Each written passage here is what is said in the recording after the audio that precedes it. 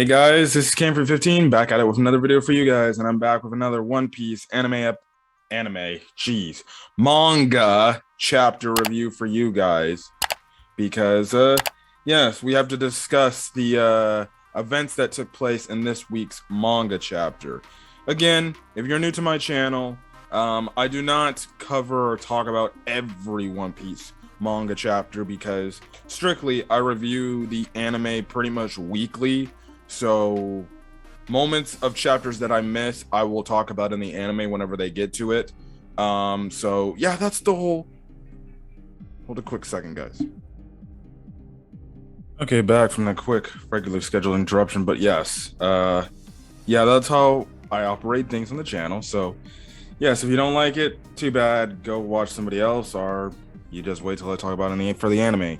But anyways, this chapter, it was pretty big from what I had to talk about. And then also too, I'm not saying like this chapter is kind of controversial, but some people feel mixed about this chapter. Some people like this chapter, some people don't like this chapter for various reasons.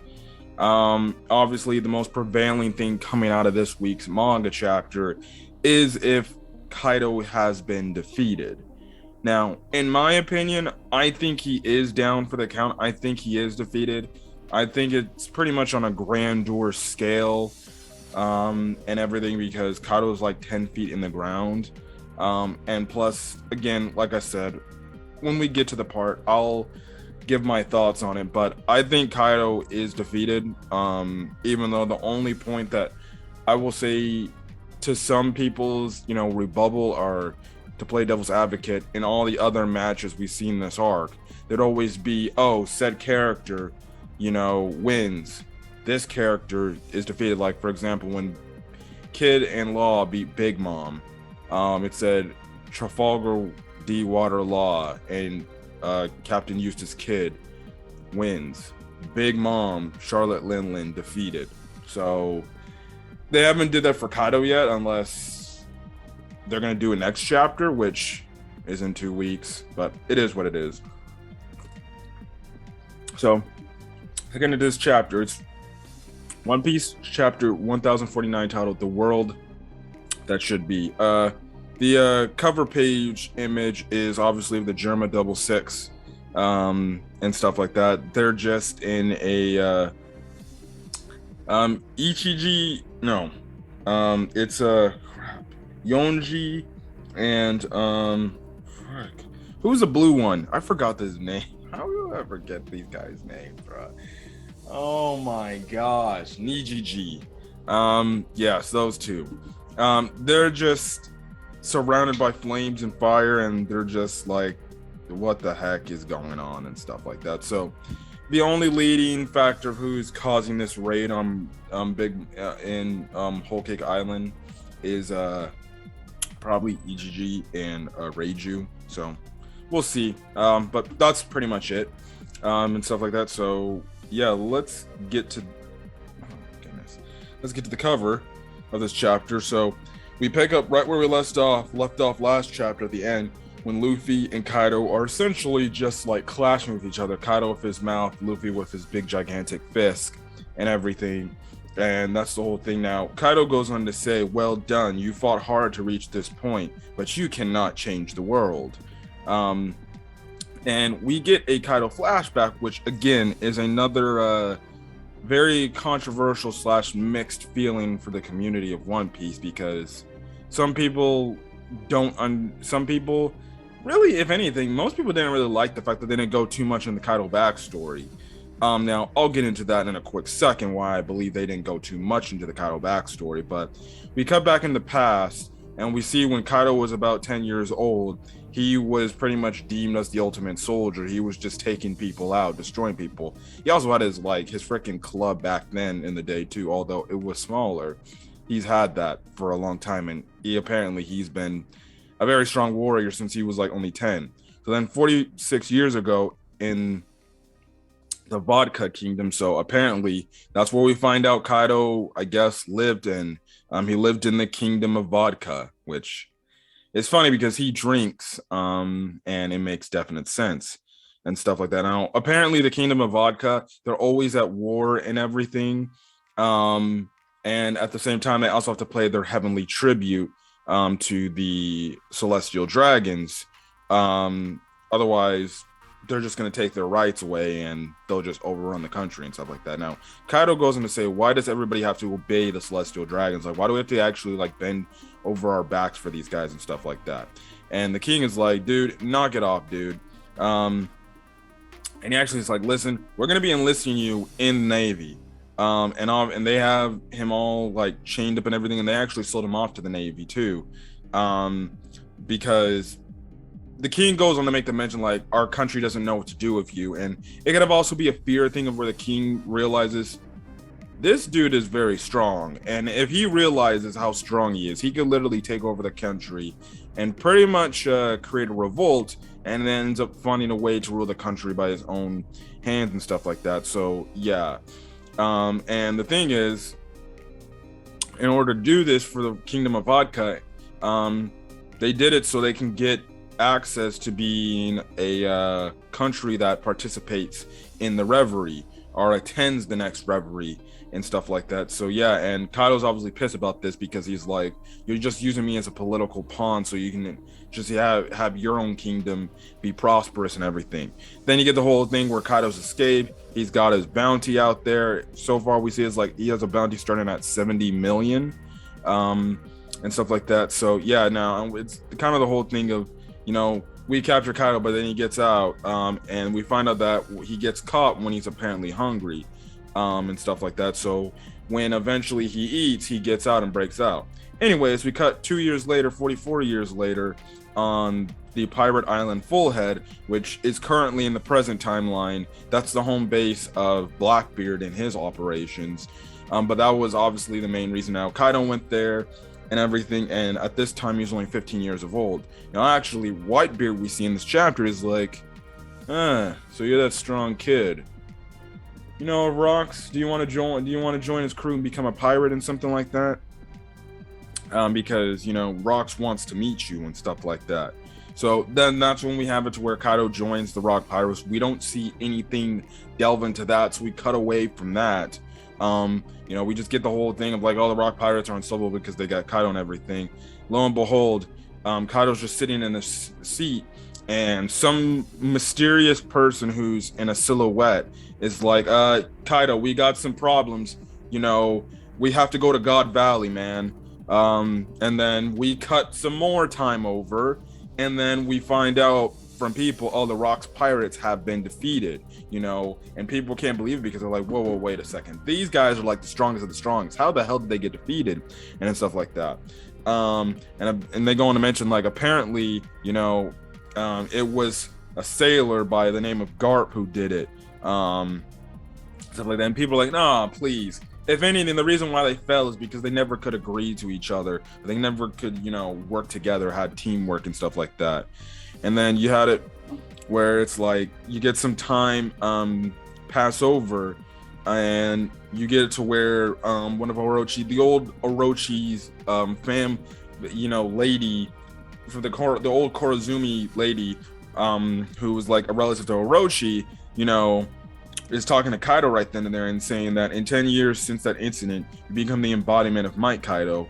Through our human history, sheer might have solved all problems. Obviously, you know, everybody's agreeing with that statement, and Kaido goes on to say, you're damn right about that. And the other Rock's remnants will make a name for themselves too, I'm sure. You already know that because Whitebeard made a name for himself. Big Mom definitely made a name for himself.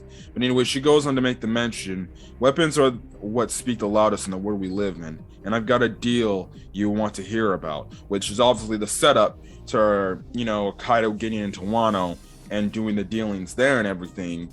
So yeah. So we find out that old lady, who's a relative of Orochi, she kind of also, you get in a way, instigated everything that's been happening this entire time. How, you know, instigated Orochi getting brought into power, and then instigated the Kaido element in coming to Wano, and stuff like that, which was a part of, you know, her big plan to take over Wano and stuff like that. So we get another screenshot saying we're going to take all these pampered noble-born rulers and drag them off by their ivory thrones down to the battlefield with us. That's what we call equality and freedom. I wish we had freedom in this country that is called the United States of America. But hey, you can't have equality and freedom in a country that, let's just say, is very decisive at the moment. And he goes on to say, a world where only war decides a man's true worth. Everything. And then we get a flashback that cuts further when Kaido's talking to King, and he goes and make the mention, I wonder where that kid heard it. Yamato dropped Joy Boy's name. And, apparently we see is it, King's wondering like, who is Joy Boy and everything. And Kaido's like, if he's the same as the man you're waiting for, King, then I think I know who Joy Boy is. Apparently he's Odin's like biggest desire to open up the borders of Wano for, and it's a way to welcome Joy Boy. Okay, before I continue on with the chapter, my thoughts on the Kaido flashback. A lot of people don't like the flashback because it cuts out many parts of his backstory, and it's not a fully fleshed out backstory like certain characters, would get and everything. And I can understand people's frustrations. I truly understand why people feel frustrated. Like, the heck, why we do is skip over backstory for Kaido, who's a very important character, especially for this arc. I want to know like his origins and stuff like that, and how he rose to what he rose to, and stuff like that. But I think the reason why Oda cut around the places, if you don't like it, well then that's your opinion. I'm not gonna get mad at you. I'm not gonna feel some sort of way. But I think the reasoning why Oda just like cut throughout Kaido's backstory, and especially the parts when it came to him joining the Rocks Pirates, because people thought, when we get Kaido's backstory, we might actually get the Rocks face reveal of what he truly looks like and stuff like that, and we get to truly see what the Rocks Pirates were doing. I think Oda's saving that for whenever he wants to do the full backstory of the Rocks Pirates, the God Valley incident and everything. Which is probably going to be like Endgame One Piece right then and there, where they explain everything, where we get a plot twist in the story or something like that. That's when they're going to do all of that backstory, especially pertaining to the Rocks Pirates. Oda probably doesn't want to give that stuff away right now, because what's the point in giving that stuff away now? It would serve absolutely no purpose. You're just dragging on the story right now for whatever purpose, when at a later point in the story, when the story is going to give you in the climax phases, you can introduce the Rocks Pirates backstory, and then you get their creation, you get the highest points of their crew, and then you get the fall of the crew, because of the events of God Valley. So I think some people were kind of being critical about the whole skipping over the thing. I think you just need to look at it from a perspective of saying, well, let's be honest, Oda really truly wasn't going to give us that full backstory, because the Rocks Pirates doesn't really pertain to the Wano arc. This is truly about Kaido, and if anything, they focus on most of the more important things of Kaido. And again, I made my blunder with the anime thing at the start of the video. Well, guess what? When the anime comes out, the anime is notorious for freaking its terrible pacing, because they like to extend scenes. Who's to say that they give more extended depth to this Kaido backstory? They don't focus on the rock stuff, but guess what? They freaking just flesh out the story of Kaido, of, everything else and stuff like that. Yeah, they'll probably cut a lot, but still, regardless, they'll probably flesh out the backstory a lot better than how the manga handled it. So we'll just have to wait for whenever we see the anime get to this point, when they get to the Kaido backstory. But I'm honestly not going to critique honestly, I don't have no problem with the Kaido backstory. Yes, it cuts a lot, but at the same time, it's understandable why Oda is doing this. He doesn't want to give away certain details that he wants to save later on to the story. And if you don't like that, well, like I said, it's your own opinion. You don't have to. I'm like that. That's just Oda's, style of what he wants to do. Anyways, like I said, they're clashing. We see one of the CP0 members, he's just using freaking a skywalk, and skywalk, and he's just getting the hell out of there. He's like, yeah, I'm gone. I gotta go back. I gotta go. Two of my boys are dead. I'm not gonna take any risks. So yeah. Um, so anyways, Yamato is yelling out to Momonosuke. She's like, Luffy will win. I know he will. You just have to create these clouds, Momonosuke. You can do it. And obviously, Momonosuke is trying his best to create the clouds, but he can't and everything. We do cut over to the inside of the Onigashima, and it's pretty much the same thing we've been seeing the last few chapters. Everybody's just getting flooded by the water and everything. Most of the devil fruit users are just passing out because it's seawater and everything, and they can't handle it and everything. So it's taking out the fire and stuff like that. So that's the thing. We cut over to the events, you know, what happened with Kiroshiro, or no, Denjiro and Denjiro and Hiyori, and like I predicted, Denjiro would come in to save Hiyori, which was covered in last week's chapter, which I didn't talk about. But Denjiro came in, cut off Orochi's head, which I called that it would make sense to do that. I think we can, for a matter of fact, say I think this time we can say that Orochi's probably dead. It just feels like he's dead. His whole head is on fire still and everything. I think it just makes sense. Just kill him off now. Don't find a way to bring him back.